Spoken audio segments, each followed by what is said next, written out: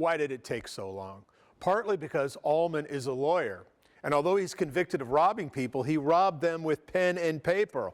Although for many of his victims, it would have been much better to have been robbed at gunpoint. Back in early 2017, we packed the station with Allman's alleged victims, horror story after horror story. At the time, Allman's law license was recently suspended, but he'd been under investigation since 2014. Secret investigation. His clients had no idea who they were hiring. Allman is accused of stealing Kathy Brown's entire inheritance, $230,000. Much of that money was supposed to go to her nephew, Baylor Bramble, the Murfreesboro teen horrifically injured in a high school football game.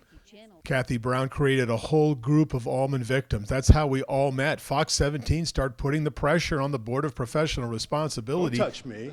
You don't put your hand on me, sir. You want to explain how you maintain your lifestyle? To do something significant. And finally, in 2018, he was disbarred. No, that took longer than it should have, for sure. And I really think your story is probably what prompted that to happen. I yelled, fussed, sent letters, complained, and didn't get anywhere. But when your story broke, I think it put the pressure on them to say, okay, yeah, we do need to disbar him, because they had stacked this big of complaints and they hadn't done anything about it until then. The Board of Professional Responsibility that oversees lawyers says it just took time. There were so many complaints from so many people, and everything had to be thoroughly investigated. Meanwhile, criminal charges percolated. After being arrested for the Bramble theft, Allman was charged with 18 counts of felony theft in Sumner County. Kevin Dicus hired Allman to put his late ex-wife's insurance policy into his son's trust. The $106,000 disappeared the next day. I guess I was just naive and expected, he's going to go to jail that day. And, Andy's knowledge of the legal system, he was able to game it for quite some time. He would hire and fire lawyers, get delay after delay. Finally, Sumner County Judge Digay said, enough, we're going to trial. So Allman actually represented himself in Sumner County. The jury found him guilty of 18 counts of felony theft, a possible but improbable 81 years in jail. The victims are thrilled, but they will not get any of the $1.1 million owed them, and it's actually much more. Noreen Gibbons didn't just lose her legal fee, she lost her case. She missed all the deadlines. She says she lost more than $1 million by hiring Allman, who at the time was in big trouble.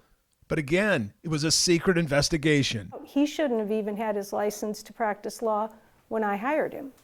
That had already been established, that there were multiple complaints, and there was no way of knowing that.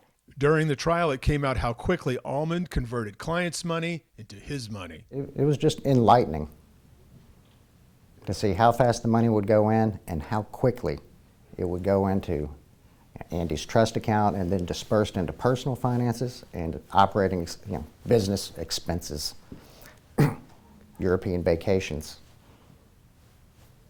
almost $20,000 engagement rings, an Alaska trip, boats, clubs.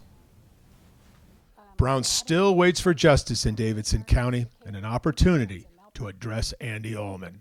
Oh, I don't even know that I have words to say what I want to say to him. He caused delay in my nephew's treatment. He caused duress on our whole family.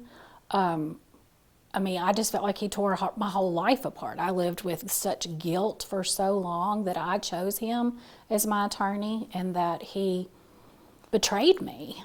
I spoke with prosecutor Thomas Dean after the case. This is what he had to say. Quote, the thanks, hand clasps, and hugs from the victims after a hard-fought verdict like this one are the things a prosecutor remembers and cherishes long after the details of a trial fade from memory.